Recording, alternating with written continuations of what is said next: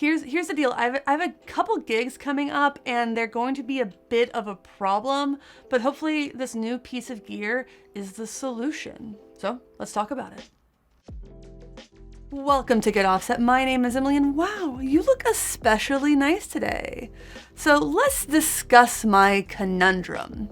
I'm playing more and more shows where I'm doubling or even tripling on various instruments. In fact, I'm probably going to be playing electric guitar, pedal steel or lap steel, and acoustic guitar at my next 3 gigs.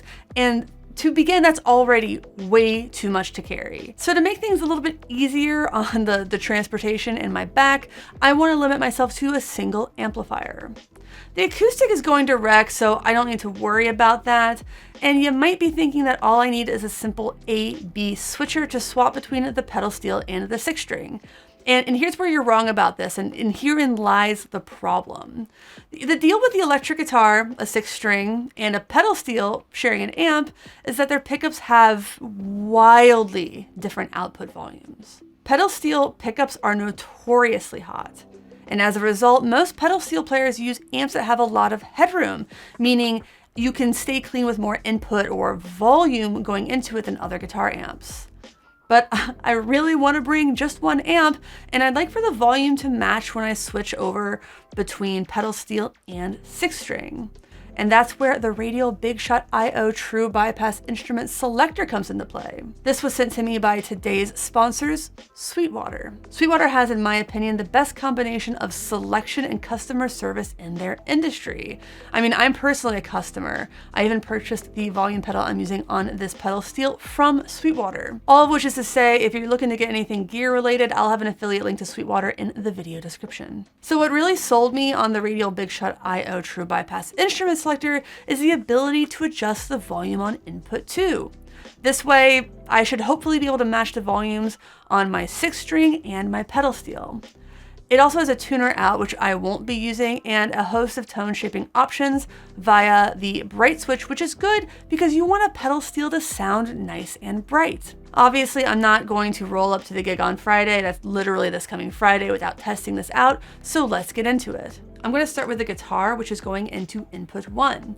My rig for this show isn't final, which would be ideal to test things out if everything was final, but I'm probably going to use a compressor at the end of the signal chain so I can adjust the output volume of channel 1 more easily, since I suspect I might still need to boost it to get it equal to the pedal steel. So for that, I have the UAFX 1176 compressor, and this is all going into the Benson Chimera plugin from Mixwave, and I'm doing that so I can visually see the volume differences. So I'm going to play a chord, and Rick is going to tell me how loud it is, how many decibels below 0 it is. -9. -6. -9, between -9 and -6. Now we have the pedal steel on, and you see the trim. I have that in the down position, and that means we're going to be going whole hog. So I think this will possibly clip with the volume pedal all the way down, but let's just see how much louder it is, and I might just put a sound effect in there. I don't know.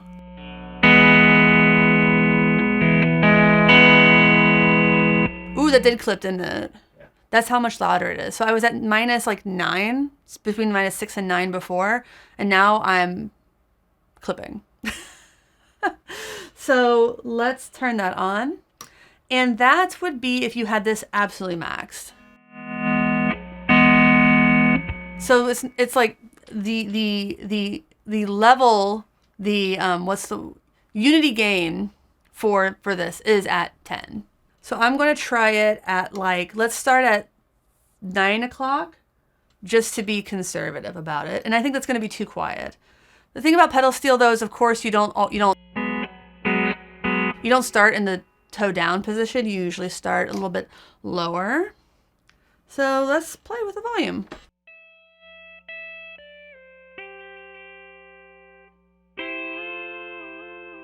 Obviously too quiet.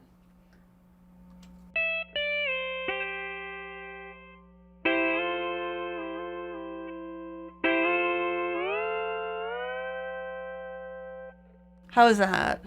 If I'm right here.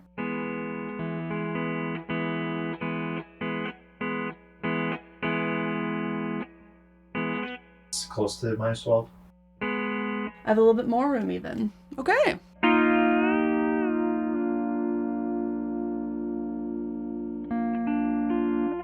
And then whole hog is pretty loud, but we don't need to know about that. We don't need to hear about that. So I can definitely reduce the volume on the pedal steel. And I want to listen to the tone shaping options too. So this is just plain.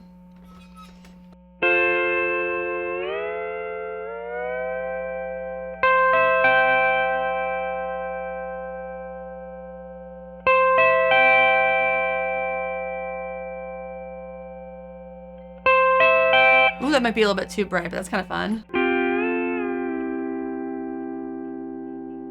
Am I still in the safe range, or is it like a big volume difference? Okay, so he's saying it's safe. Since we know that this works in the room and that I can get close and, you know, make some adjustments on the fly pretty easily, the next step is to gig with the Radial BigShot I True Bypass Instrument Selector and see if it performs the way I expect it to. And I don't think I'm going to have a problem.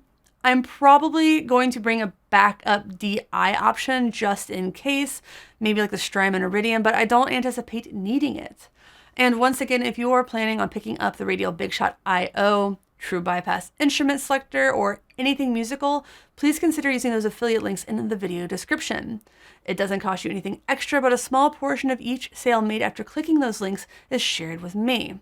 It's a great way to support this channel doing things that, let's be honest with ourselves and each other, we were probably going to do anyway.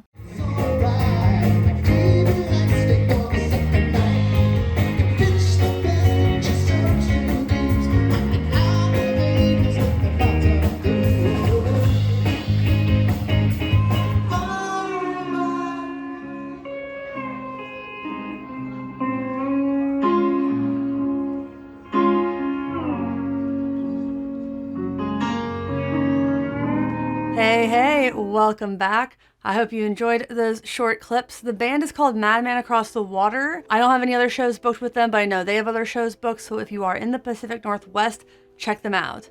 As for the rig, everything went really, really well. I actually want to show you my pedalboard setup with the Radial BigShot I right there. So I wanted to show you the pedal board that I was using at that show and exactly how I integrated the Radial BigShot I in this board as a whole. We start with the guitar portion. Up here, the Pigtronics tuner. I was only using this tuner on guitar. For pedal steel, I was using a Peterson tuner that had the sweetened tunings for pedal steel. And then on the guitar side, I go into the Boss SY1 synthesizer pedal. Only use this on one song, thought I'd use it on more. It's okay though. Then we have the Blues Disorder by Keeley. I find myself using this overdrive all the time. I really like this pedal and its tone shaping capabilities. Then we have the first of two Volgas. This is a preamp pedal based on Heather Brown from Heather Brown Electronical's Sovtech MiG 50 amplifier. This one's run a little bit more overdriven, a little bit grittier. And then our paths converge at the Radial BigShot I. The guitar is still plugged in, and then I just ran a right angle cable into input 2. Both of those went up into this Volga. This Volga running extremely clean. I also use this with the Acoustasonic. I just turned off this portion of the board for that. Again, Sovtech MiG 50 amp. Love this pedal. That's why I'm running two of them. That goes into the Soft Reverb by Keeley Electronics. This again, I think is a Sweetwater exclusive. Really nice, simple pedal. I think it's about $99. It's kind of a no-brainer in my opinion. And then we have the power amp, the Seymour Duncan Power Stage 100 Stereo. I'd plan on using a passive cabinet that I own and use a lot that has some Jupiter speakers in it. But ultimately we went direct with this, which is fine because it has pretty good sounding cab sim in there. It's an all analog signal path for the cab sim. So it sounded really, really good. In conclusion though, the Radial BigShot I worked perfectly. It feels robust. It did exactly what it said it was going to do. It made setup a lot easier. I'm sure it made the sound person's life a lot easier. It certainly made my life easier because I didn't have to bring as much stuff, which was really rad. And I enjoyed that. The Radial stuff is always, it just does what it says it's going to do. it does it well, and it lasts forever. So check out affiliate links to a lot of this stuff in the video description, links to Sweetwater. Please check those out. Again, great way to support the channel financially. If you'd like other ways to support the channel, you can like, comment, subscribe. The best way though is to check out the video on the screen, which YouTube has decided you in particular would like. Thanks again to Sweetwater, thanks again to Radial, and thanks again to you for watching and for understanding. Until next time, my name is Emily. Goodbye.